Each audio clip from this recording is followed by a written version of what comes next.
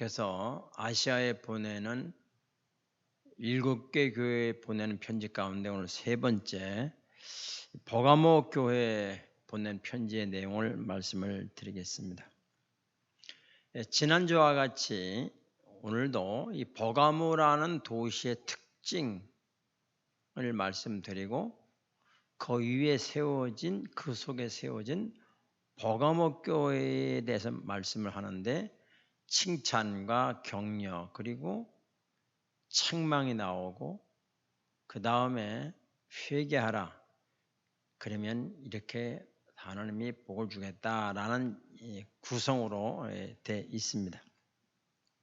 먼저 버가모 교회, 버가모 도시의 특징이 뭐냐면 이 버가모 도시는 다른 말로 우상의 백화점이다 이렇게 말할 정도로 로마의 모든 신들이 거기 집중되어 있어요. 예를 들면 우리가 먹는 바카스 신 이름이에요. 바카스, 미네르바, 제우스, 또 돈의 신, 섹스의 신, 어떤 신의 백화점이라고 할 수 있는 데가 버가모라는 도시입니다. 그러니까 어디를 가나 그 신당들을 많이 볼 수 있어요. 그리고 그것이 버가모 도시의 문화입니다. 그냥 살아가면 그냥 우상이에요. 특별하게 우상을 섬길 것도 없고. 거기에다가 이제 로마 가이사 황제의 신당을 또 지어놓고 지난주에 말씀한 이 서머나 교회는 황제 숭배를 첫 번째 도입한 도시라고 말한다면 이 버가모 교회는 황제 숭배 꽃을 피운 도시다라고 말씀을 드릴 수 있습니다. 아주 거대한 도시지요. 이 버가모 도시는 그때 당시 20만 권의 도서가 있었다고 그러니까 물론 지금처럼 간단하게 된 이런 도서는 아니죠. 송아지 가죽에다 기록해 놨다든가 아니면 파치멘트라고 그래가지고 우리나라로 말하면 왕골, 자름에 왕골의 속껍질을 벗겨낸 겉껍질 이렇게 가로로 세로로 놓고 딱 눌러서 만든 그런 종이죠. 그런 종이라고 볼 수는 없죠. 그런 데다가 이렇게 쓴 건데 그런 게 20만 권 있을 정도니까 상당히 지식적으로 또 철학적으로 부유하고 종교가 많고 우상이 충만한 그런 도시가 버가모 도시다 이렇게 이해를 하시면 되겠어요. 또 뿐만 아니라 이 버가모 도시는 굉장히 아주 우수한 도시예요. 그래서 로마 정부로부터 자치권을 허락해 준 도시예요. 그래서 법 집행은 로마에서 직접 하는데 여기만큼은 사형이라든지 이런 것을 자치에서 알아서 하도록 그렇게 해준대. 그래서 별명이 정의의 칼이다.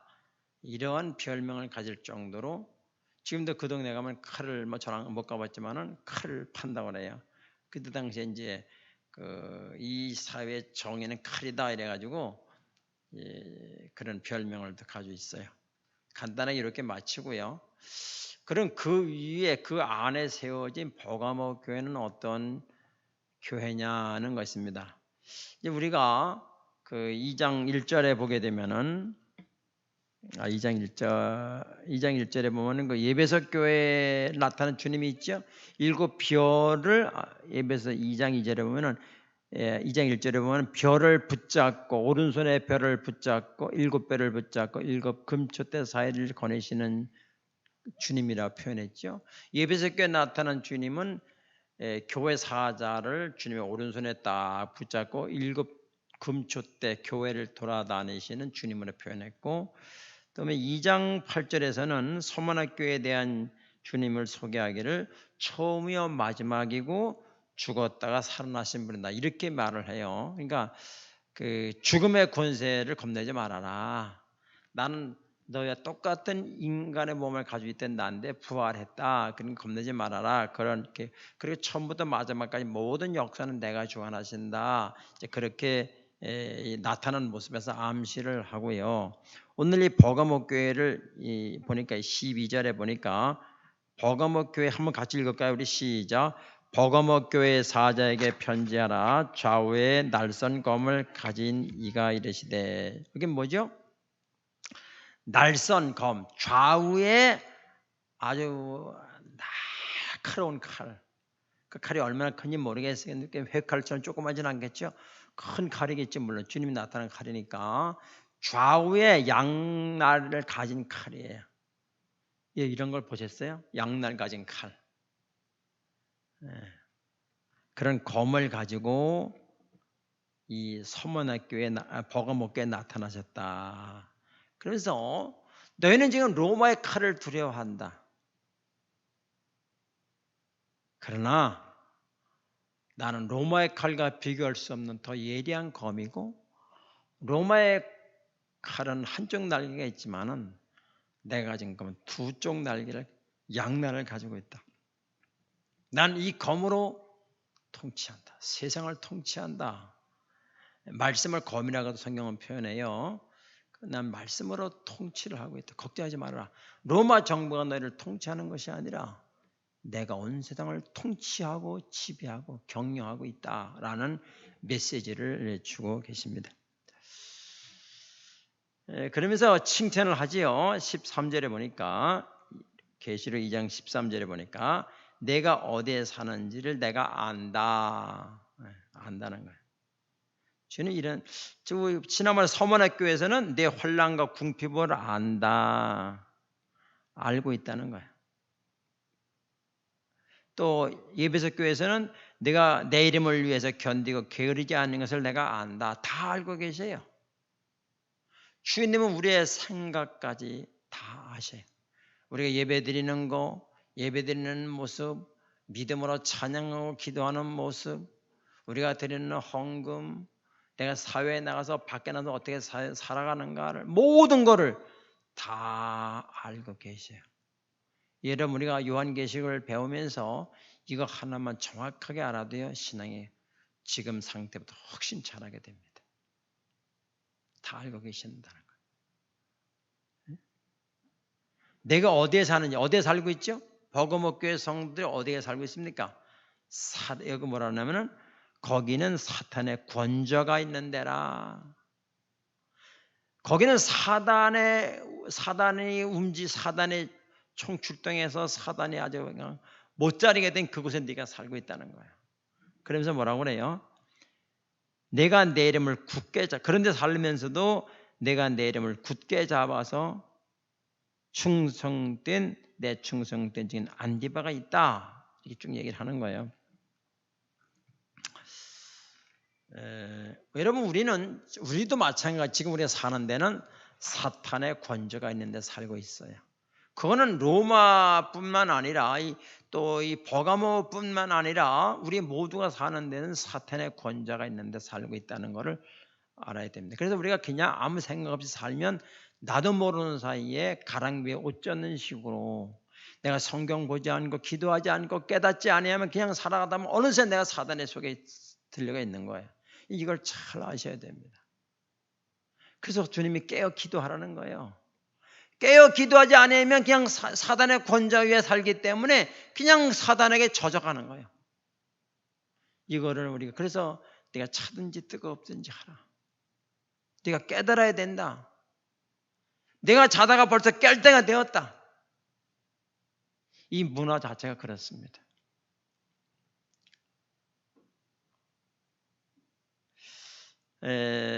서문학교에서도 마찬가지죠.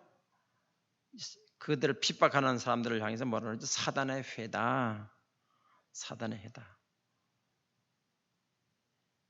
우리가 그 맹모 삼천지교라고 들어본 적 있을 거예요.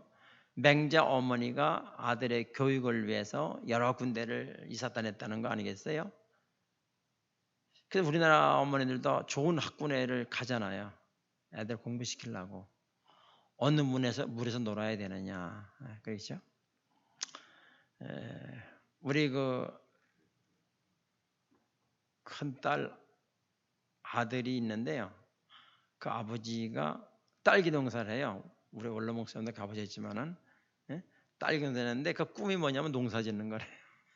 그러니까 이제 보는 게 중요해요. 뭐 계속 그 꿈이 갈지 안 갈지는 모르겠지만은 그러니까 이제 이 맹자 어머니는 아들의 교육을 위해서 이사를 다닌 거예요. 이사를 다녔어요. 여러분 우리가 사는 데는 천국이 아니에요. 우리가 사는 데는 사단의 권좌가 있는데 모든 말하는 거 모든 문화가 다 사단이 지배하겠다는 걸 알아야 됩니다. 그렇기 때문에 우리가 이 세상을 살을 때 살얼음을 걷는 살얼음 위를 걷는 것처럼 걸어야 되는 거예요. 늘 깨어있지 않으면 안 돼요. 나도 모르는 사이에 내 영이 죽어간다는 사실을 깊이 새겨야 됩니다.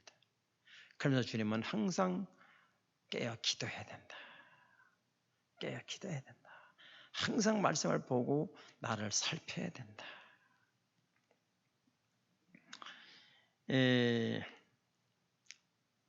사탄은 성도들을 넘어뜨릴 때에 여러 가지가 있지만 크게 두 가지라고 저는 생각해요. 하나는 아주 핍박을 계속하는 거예요. 계속 마이너스만 있게 하는 거죠. 그래서 돈도 잃게 하고 건강도 잃고 뭐 자식도 잃고 세상적으로부터 인기도 없고 하여튼 계속 마이너스를 줘요. 그래서 핍박과 혼란을 주는 거예요. 그렇게 해서 주님 믿어봐도 별거 없네. 그렇게 넘어뜨리는 방법이 하나 있고요. 또 하나 방법은 다른 거예요. 계속 플러스만 시키는 거예요. 하는 것마다 잘 되고 금방 또 출세도 하게 되고 하는 것마다 잘 돼요. 어떤 면이 잘 넘어질까요? 생각해 보세요. 어떤 면이 잘 넘어질까요?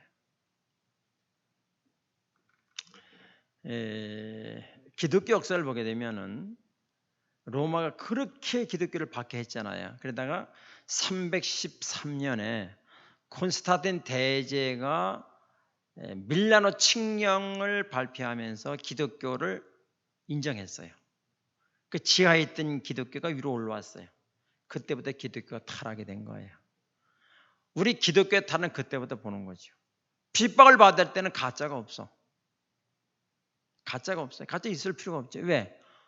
황금은 아니고 오직 예수 믿는 구원 그거 하나 보고 가니까 거기다가 구원의 길을 가는데 거기다가 이제 황금이 씌워지면 글로 돌아가는 거예요. 여러분 잘 아셔야 됩니다.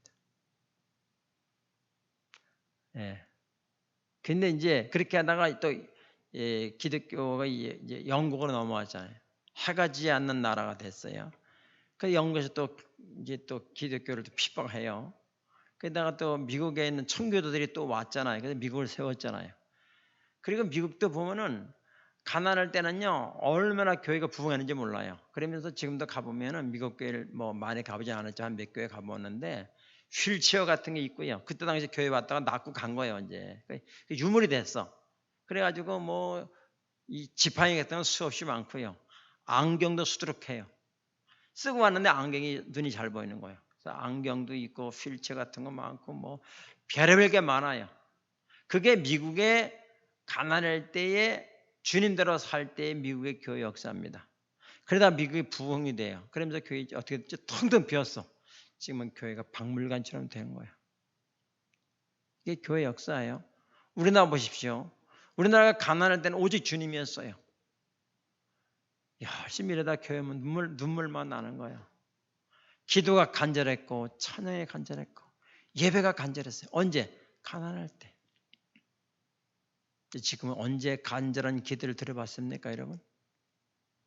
우리가 가난한 민족에서 선진국으로 올라갔잖아요. 언제부턴가 우리 기독교인들이 해해지기 시작했고 주님을 찾지 않아도 될 정도의 강한 나라, 부유한 나라가 됐어요. 지금 간절한 기도 들어본 적이 언제 해보셨어요? 언제 간절한 찬양을 해봤나요? 언제 주님 때문에 감격해서 울어본 적 있나요? 그게 언제입니까? 우리가 언제 그럴 때 있었죠? 내가 힘들고 어려울 때 그런 일이 있었잖아요. 내가 힘들고 어려울 때 그때는 간절한 기도가 있었어요. 정말로 맨 내 마음 저 밑에서부터 올라오는 찬양이 있었어요. 말씀을 사모했어요. 역사도 많이 나타났죠. 그러나 지금 어떻습니까? 다 배부른 예배요. 배부른 찬양이요. 배부른 기도요. 그런 결과 한국의 기독교가 어떻게 되죠? 지금은 급속도로 소모되어 가고 있습니다. 여러분 이걸 아셔야 됩니다.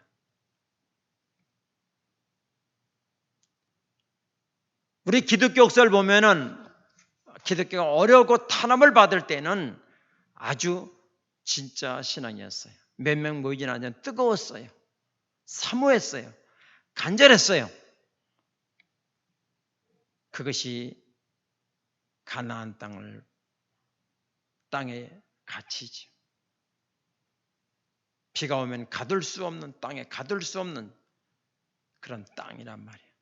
그러나 애굽의 땅은 어떤 땅이라고요? 물을 담수할 수 있는, 가둬둘 수 있는 땅이에요. 기름진 땅이에요. 그걸 애굽의 땅이라 그래요. 그러나 사람들은 애굽의 땅을 원하고 있습니다. 구원도 좋지만 구원 플러스 알파가 있어야 된다. 그 알파는 황금이요, 잘 되는 것이요, 높아지는 것입니다. 둘 중에 하나를, 그러면 우리가 가는 길에 그런 게 하나도 없고 오직 구원 받는다, 십자가의 길이다, 그러면 어떻게 하시겠어요? 그걸 택하겠습니까?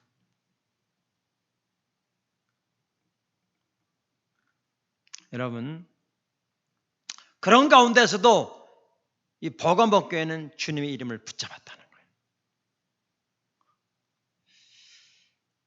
죽음을 당하면서도 끝까지 믿음을 지켰다는 거예요. 그걸 주님이 지금 칭찬하고 있는 것입니다. 우리는 착각하고 있는 게 있어요. 예수 믿으면 무엇이든지 잘 된다는 공식을 가지고 있어요. 그러다 그것이 안 되면 낙심하는 겁니다. 그래, 과연 그럴까요?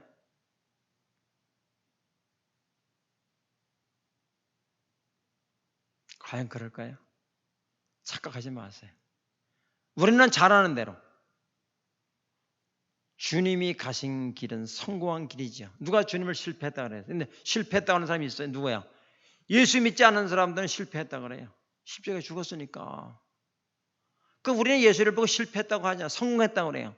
사도 바울도 성공했다고 그래요. 주님의 제자들도 성공했다고 그래요. 그 성공은 무슨 성공이지요? 플러스 알파가 있나요? 없어요. 오직 구원 외에는 아무것도 없습니다. 구원 외에는 그 끝은 순교고 죽음이고 가난하고 핍박을 성공이라고 입은 말을 하는데 나는 그게 싫은 거예요.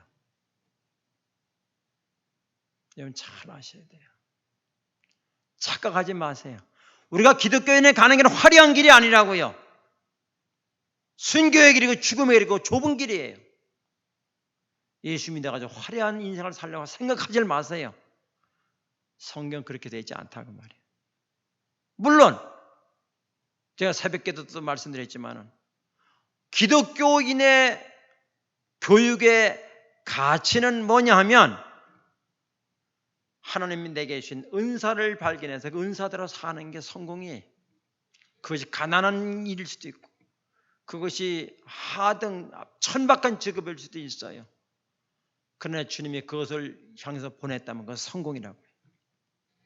그러나 우리 예수 믿는 사람들이 전부 다 세상 사람들이 말하는 성공의 기준을 같이 우리도 그렇게 성공이라고 그러면 그건 잘못된 길이라 그 말이에요. 제 얘기는. 그건 기독교 교육이 아니에요. 그래서 베드로전서 2장 21절을 한번 띄워주세요. 이를 위하여 너희가 부르심을 받았는데 우리 나를 말하는 거죠. 왜 부르심을 받았느냐는 거예요. 이를 위하여 너희가 부르심을 받았는데 그리스도도 너희를 위하여 고난을 받으사 너희에게 본을 끼쳐 그 자취를 따라오게 하려 하십니다. 예수님도 마지막은 뭐예요? 고난이라는 거예요. 그 주님이 고난의 길을 갔는데 그걸 본을 보여가지고 따라오라는 거예요. 근데 어떻게 우리가 화려한 인생을 꿈꾸겠습니까? 예수 믿으면 성공한다. 그 성공은 주님이 말하는 성공이 아니고 세상 사람들이 말하는 성공이라 그 말이에요. 그 길이 그 생각에 무너지지 않는 한 올바르게 예수 믿을 수 없고 신앙의 성장이 없습니다. 꿈에서 깨셔야 돼요. 우리 가는 길은 그런 길이 아니에요. 그리스도까지 그랬는데 우리가 어쩌다가 우리가 예수님 믿고 예수님을 통해서 성공만 바라고 있습니까? 그 성공이 주님께서 우리를 부르신 성공이라 그건 또 괜찮지만 세상 사람들이 예수를 모르는 사람들의 풍부와 부여와 명예가 성공이라면 우리 그리스도인은 실패한 거죠. 마귀는 그런 걸 통해서 사람을 넘어뜨리는 거예요. 오늘 여기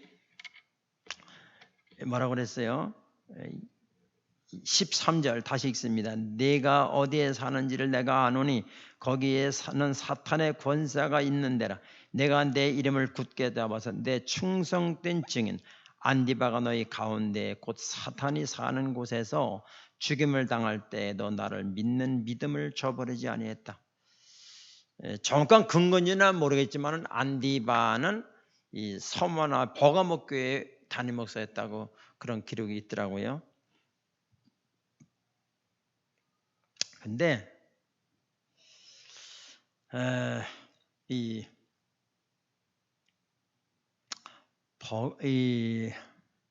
여기 뭐니 안디바라는데 원래는 안티파스라는 게 원래 이름이에요. 안티파스.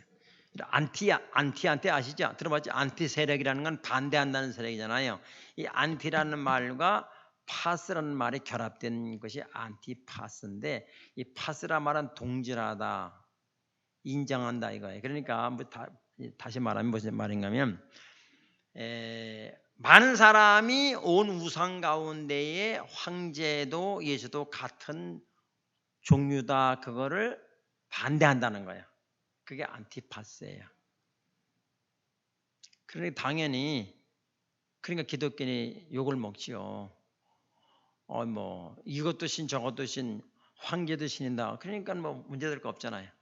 근데 기독교에만 유별나게 예수만 주다 그러니까 지금도 욕을 먹는 거고 예수만 기독교만 참 종교다 욕을 먹고 독선이라 그러지. 종교적으로는 독선 맞아요. 욕을 먹게 생겼지. 다 종교는 다 평화로운 건데 그렇죠? 근데 이 안티바가 뭐라 그랬죠? 이 안티바가 죽임을 당할 때에도 믿음을 저버리지 않는다. 그러면 우리가 생각할 때에 아니 그 담임 목사님이 그렇게 충성스럽게 했는데 끝이 잘 돼야 될 거 아니에요? 그렇잖아요. 그래 되는 우리가 바라는 건 그렇잖아요. 그런데 끝이 죽었어. 순결당했어. 그래 실패자란 말이에요. 근데 주님은 그걸 실패자 뭐로 칭찬을 하겠어요? 성공자다 그 말이에요. 성공자다 그 말이에요. 착각하지 마세요. 우리는 예수 믿는 사람들처럼 그렇게 조그만 걸 가지고 부자 생각하지 마세요. 우리의 부여는 하늘에 있는 거예요. 이걸 놓치면 안 됩니다. 놓치면 절대 안 돼요. 그러면서 뭐라고 그래요? 믿음을 저버리지 않았다. 저버리지 않았다. 끝까지 믿음을 잡았다는 거예요. 그러면서 이렇게 또 책망하는 게 있죠. 14절에 보니까. 그러나 내게 두어 가지 책망할 것이 있나니 거기에 발람의 교훈을 지키는 자들이 있도다. 발람이 발락을 가르쳐 이스라엘 자손 앞에 걸림돌을 놓아 우상의 제물을 먹게 하였고 또 행음하게 하였다. 이게 무슨 말인가 하면요.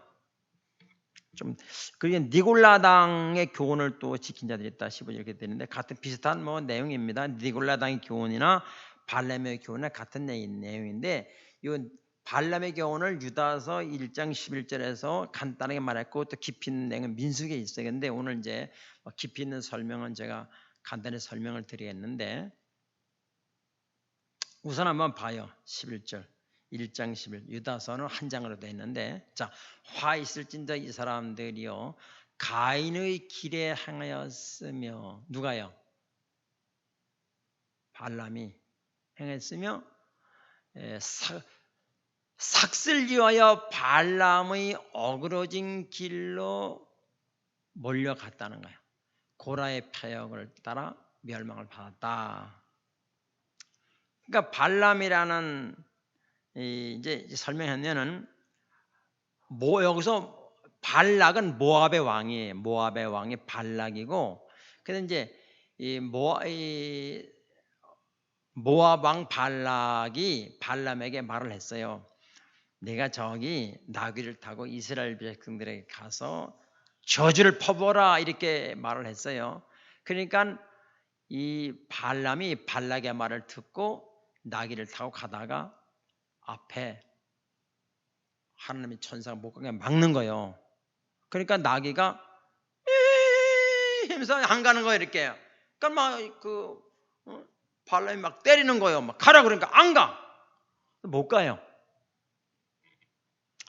그래서 다른 방법을 썼어요. 이 발락이 그러면 모압의 예쁜 여자들을 많이 데려다가 이스라엘 남자들한테 이렇게 들여보내요.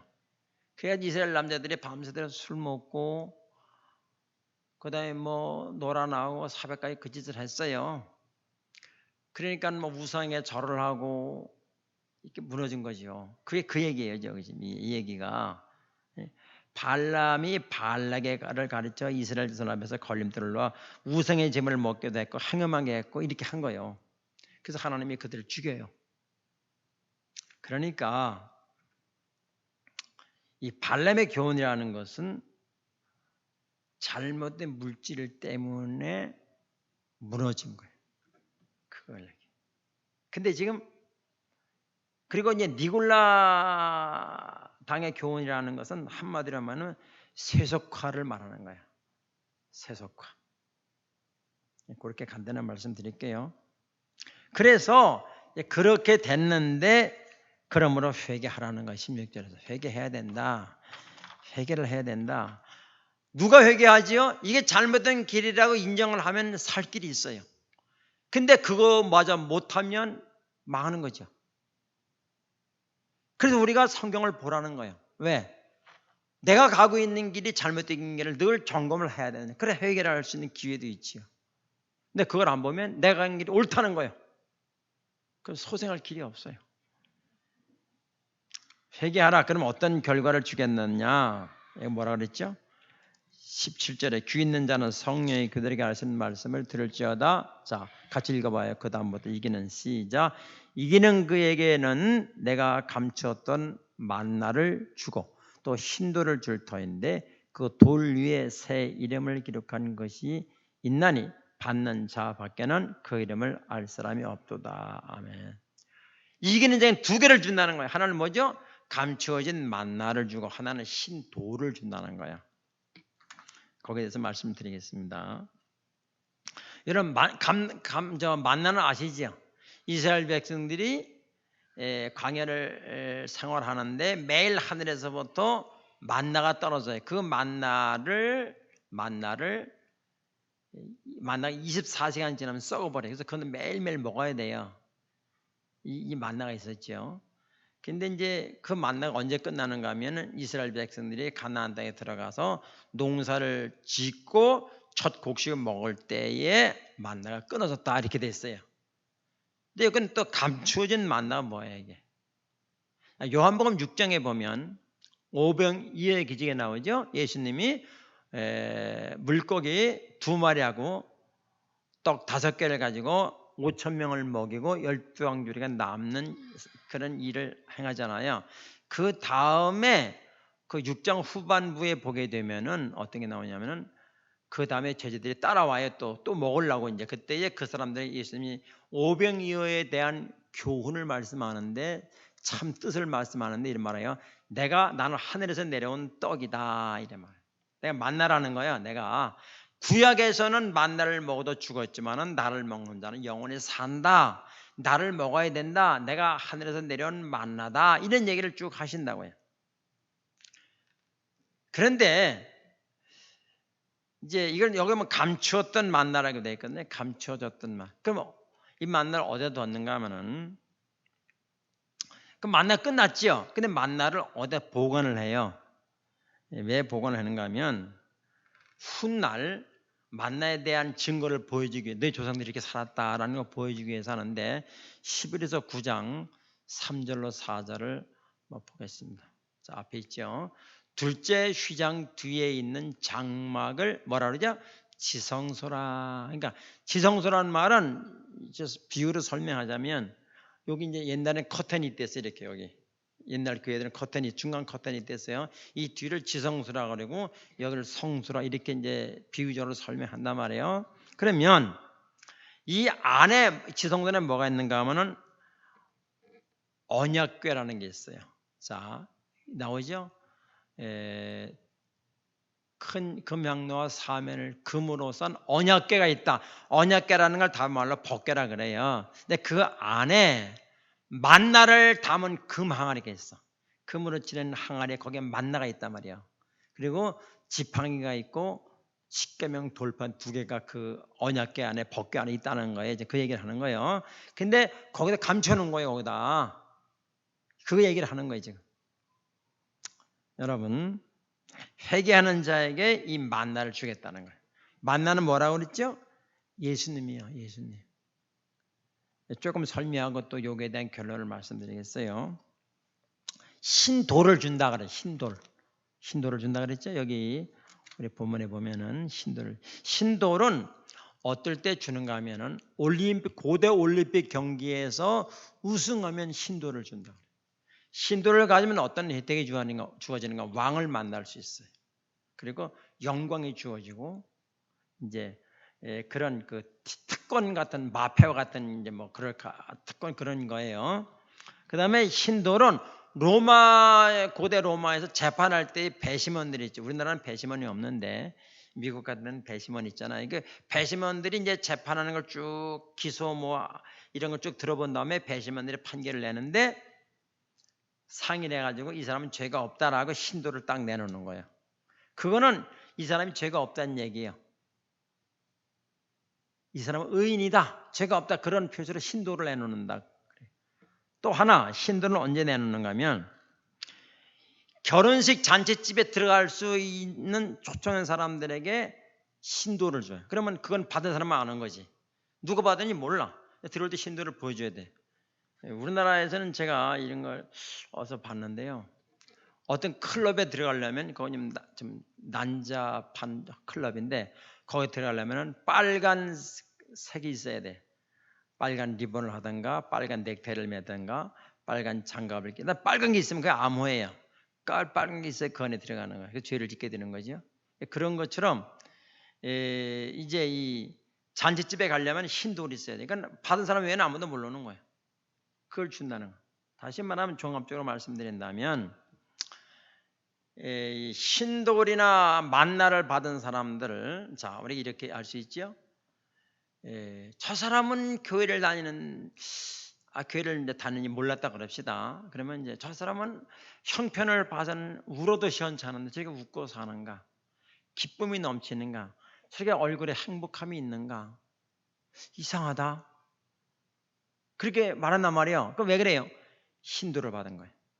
나는 주님 나라의 주님의 잔치에 들어갈 자격을 이미 확보했고 나는 의인이라는 신도를 받은 사람이고 나는 주님 앞에 갈 수 있는 자격을 얻은 사람이고 나는 주님께로부터 만나를 먹는 영원한 생명을 받은 자 이런 거를 아무도 몰라.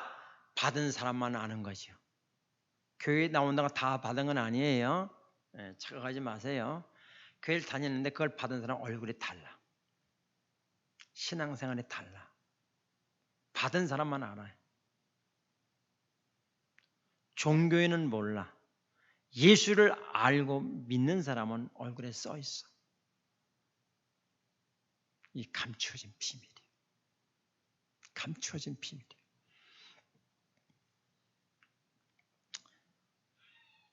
여러분, 이 신도를 준다는 거예요.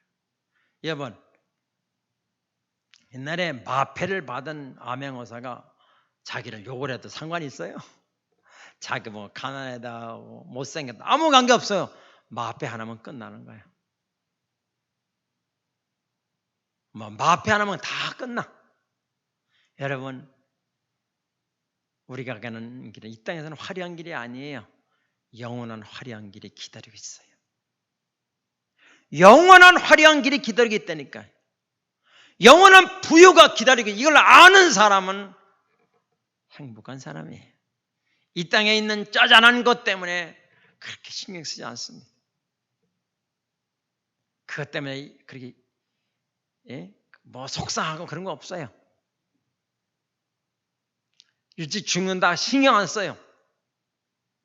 영원히 살을 수 있는 사람이고, 만왕의 왕이 초대한 잔치집에 들어갈 수 있는 사람이고, 그 왕 앞에 갈 수 있는 자격을 얻은 사람이고, 이 땅에서 의인이라는 자격을, 흰돌을, 우리는 흰 옷을 입고 주님 앞에 가잖아요. 흰돌이나 흰 옷이나 심야포나 같은 거예요.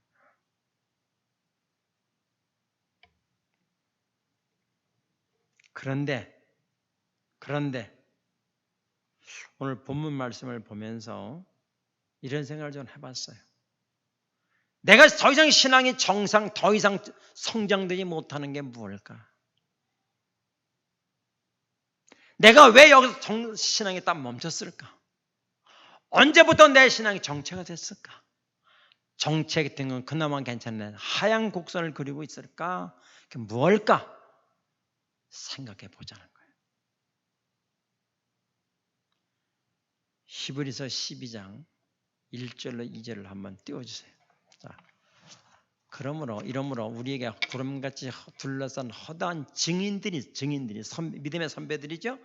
이렇게 기도할 때든 김원영 집사님이 기도했지만은 그런 증인이 있어. 허다한 증인이 있는데 모든 무거운 것과 얽매기 쉬운 죄를 벗어버리라.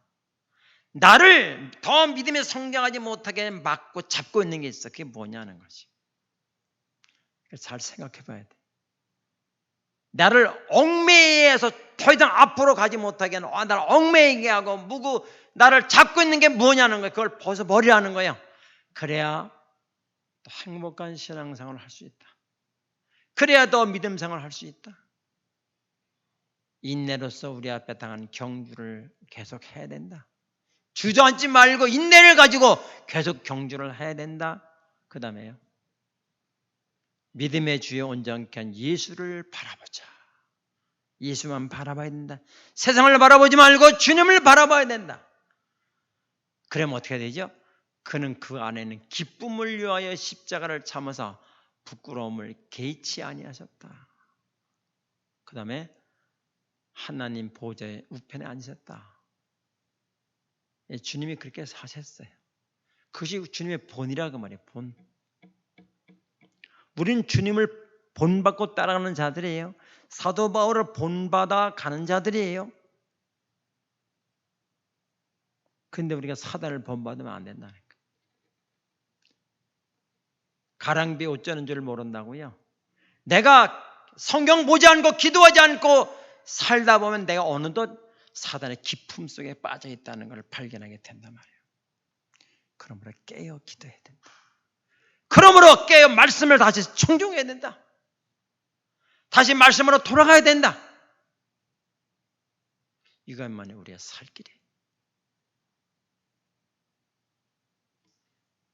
우리가 사는 데는 문화라는 게 다 세상 문화고 세상의 권좌 위에 산다는 거예요.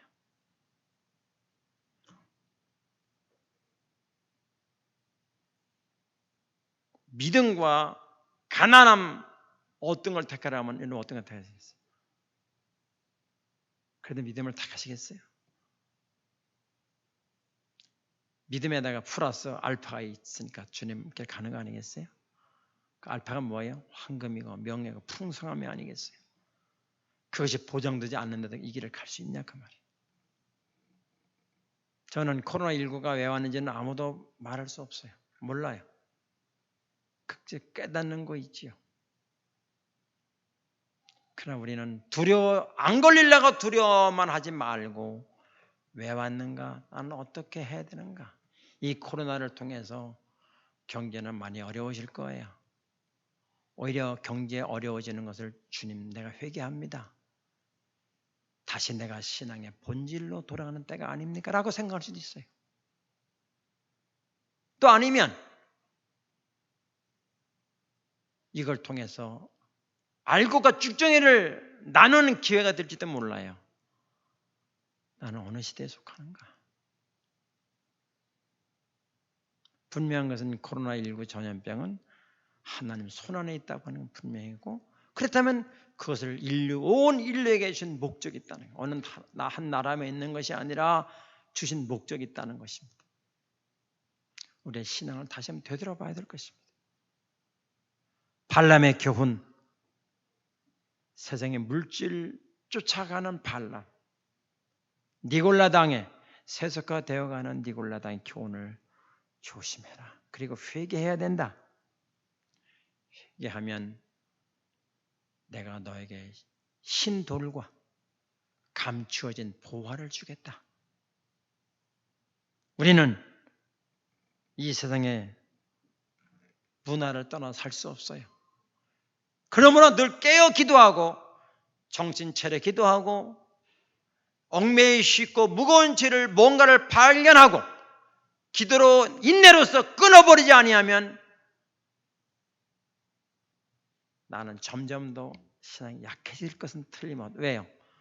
잘 살게 되잖아요. 우리는 세상에 알 수 없는 감추어진 만나를 먹어야 됩니다. 그래서 세상에 감추어진 알 수 없는 그 행복을 우리가 가지고 사는 것이 주님의 우리에게 바라는 궁극적인 목표라고 생각이 됩니다. 사랑하는 여러분,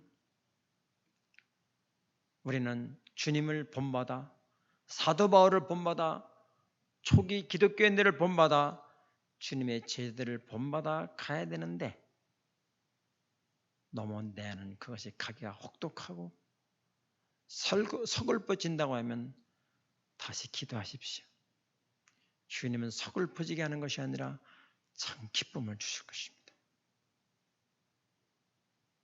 기도하겠습니다.